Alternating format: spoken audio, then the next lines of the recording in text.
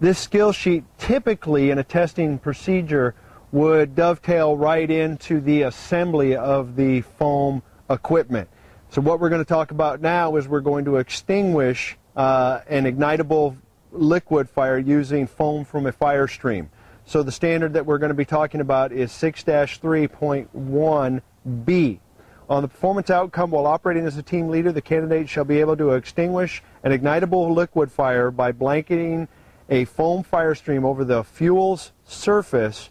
Reignition is prevented and the team safety is maintained. On the conditions given a live fire or a simulated scenario, an assembled foam fire stream, the candidate shall demonstrate the ability to prepare personnel, place the attack line in position upwind, and check the nozzle for proper production of foam solution. Number 2, coordinate the attack team's advance towards the fire so that smooth and safe approach is maintained.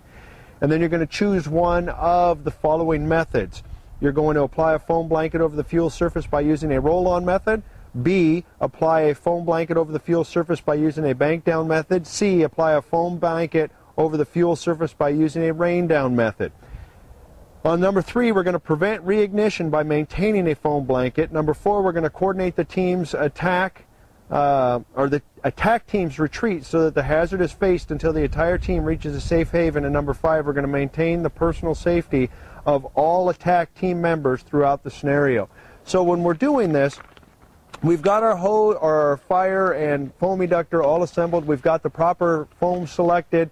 We've got everything laid out. On those conditions, you would be in full PPE, SCBA, and most likely on air. You've got your team members. You've got to coordinate them quickly. You've got to brief them on what you're planning on doing. You have to select one of those techniques, so a rain down, a rollover, a blanketing method for dealing with a flammable liquid fire. So everything's been hooked up. We've got our proper foam selection. Prior to making the attack, we got to make sure everybody's on the same hose line, everybody's got all the right PPE on, SCBAs, we're going to be breathing air. We're going to make sure we're, if possible, uphill and upwind of this flammable liquid fire, and that we're briefing real quick on what we're going to do, how we're going to attack this vehicle.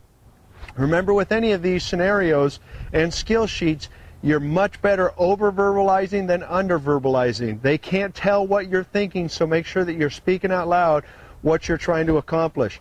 Prior to attacking that fire, we would go ahead, bleed off our air, make sure that I've got a good foam concentration and proportionate device is giving me the concentration that I'm looking for. Then I can safely go ahead and attack that flammable liquid fire in one of those 3 methods, the roll-on, the bank down, or the rain down, or the bank method. So if I'm coming up and I want to rain it down, can rain it down on that flammable liquids, providing that foam blanketing that's going to suffocate that fire of that oxygen that it needs to have burning. If I'm going to try to bank it onto something, I'm going to end up banking that foam concentration off that vehicle and providing that good foam blanketing.